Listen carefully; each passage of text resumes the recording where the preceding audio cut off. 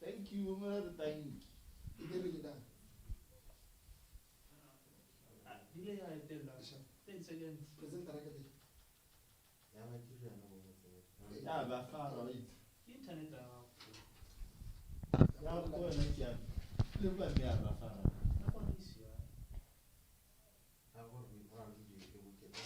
Sandy gay. I want to sound it. I have some. I usually.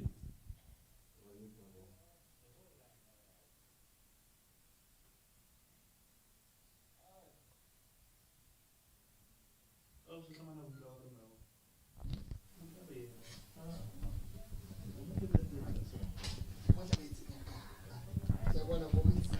Riverside of life and death, breathtaking, and phrase so often used to describe the Linyanti that it may seem repetitive, but it's real. The area will always take your breath away. It could be the landscape during the rain season, the hundreds of elephants spread across the open floodplain, herds that never stops. Back in 1849, David Livingstone must have been out of the sheer beauty before his eyes as he stumbled on the Linyanti mesh, especially after the bitter disappointment of the drying Savuti River. Just a few miles south, which he described as truly dismal. This waterway, it's not just a source of extreme natural beauty. It is the thin thread of the life that determines survival of the abundant wildlife in the area. The Linyanti area has a rather complex geography. It stretches from the western border of the Chauve National Park to Linyanti Mesh. The major influencer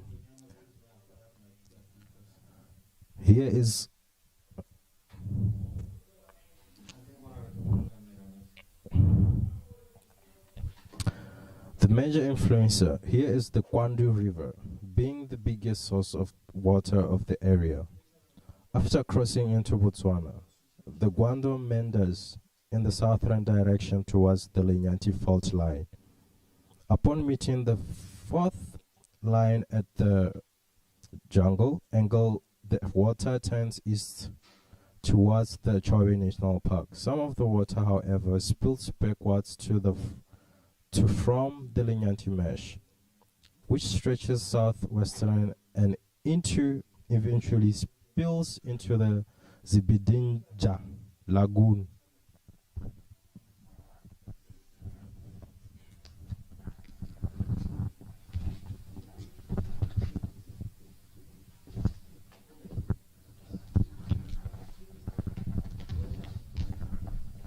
Okay, guys, so we good?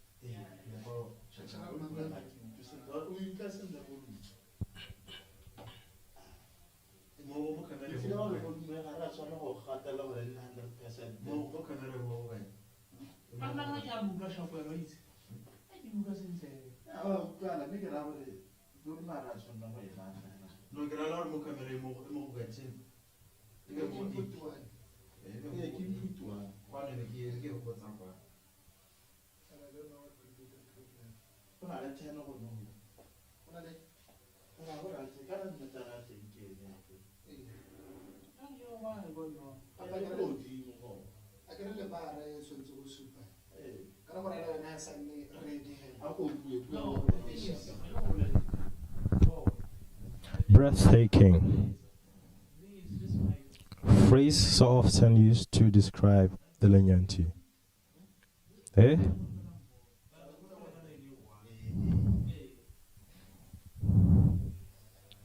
Okay.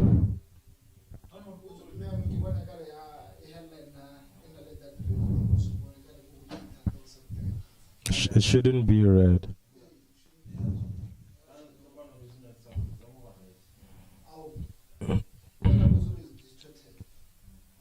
Breathtaking. It's a phrase often used to describe the Linyanti, that it may seem repetitive, but it is real. The area will always take your breath away. It could be the grandeur of the landscape during the rain season.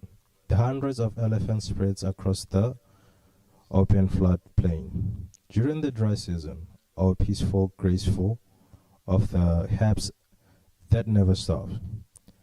Back in 1849, David Livingstone must have been out of the bush sheer beauty because his eyes as he stumbled on the Linyanti mesh, especially after the bitter disappointment of the dry Savuti Linyanti.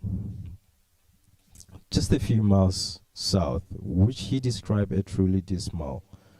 This waterway is not just the source of extremely natural beauty. It is the thin thread of life that determines survival of the abundant wildlife in the area. Linyanti area has rather complex geography. It stretches from the western border of the Chobe National Park to Linyanti Mesh. The major influencer here is the Kwandu River, being the biggest source of water of area.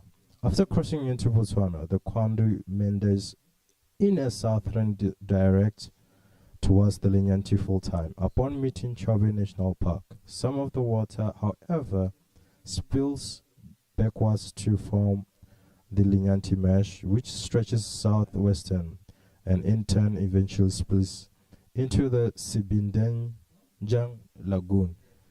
Yo.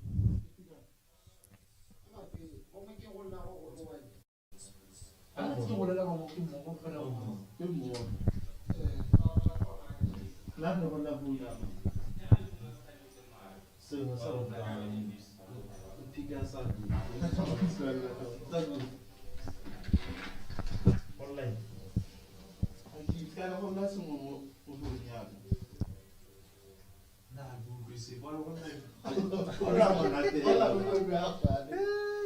Ah, on le dit musique au fond.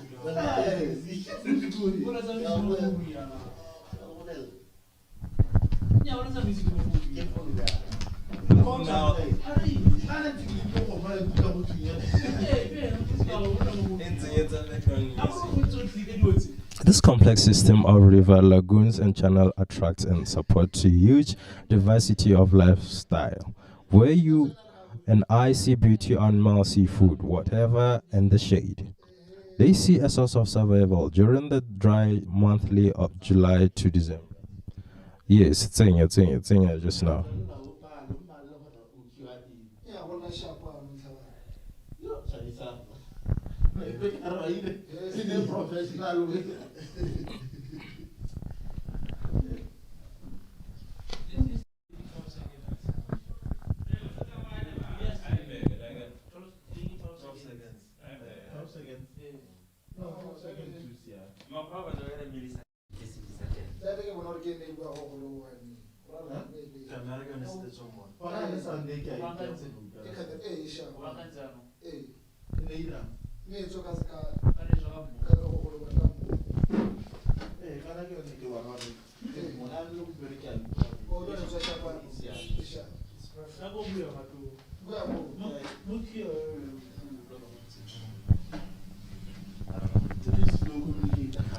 This complex of rivers, lagoon, and channel attracts and supports a huge diversity of wildlife, where you and I see beauty, animal, seafood, water, and shade. They see a source of services as scarce in the surrounding Mopani woodland. The game forced to move out of the Mopani relative safely into the forest and floodplains close to the river. Natural predators follows. Linyanti is blessed with an abundance of a big predators.